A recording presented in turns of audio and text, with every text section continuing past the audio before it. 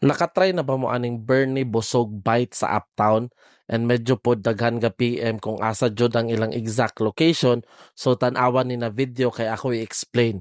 Good morning, travelers! By the way, open na sila everyday 10 a.m. to 9 p.m. Dali ra jud sila matultulan kay visible ra sila from the highway. If ever familiar mo sa Pueblo na office and pick and pack street ra jud ana. And if going ka to Lumbia from SM, dili ra ka mo abot sa Chowking or Caltex. And before sa Chowking na kay makita na Mercury Drugs at bang lang gyud sila ana. Sarog di pa mo katuod. By the way, pwede pod mo mudayin din kay naapod sa like camping chairs and table pero medyo limited lang siya.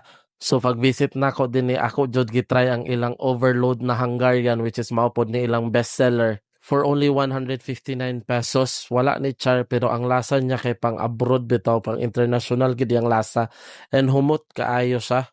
And except sa sauce na pa sila gibutang na toppings, di ko kabalon say tawag pero lami ang timpla.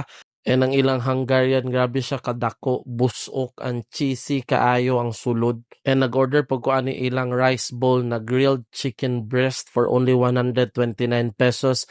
Pagkaluto jud ani or pag-serve sa ako, humot jud kaayo.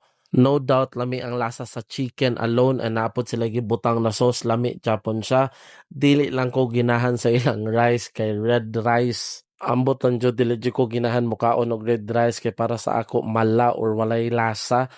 But ang ilang serving sa rice is really good na for 129 pesos na rice bowl nila. So unsa pay mong gihulat, i-try na ang Bernie Busog Bite sa may Uptown. And if ever naa pa kay mga pangutana, i-comment lang kay ato ng tubagon tanan. Hangtod sa sunod, kita kits travelers.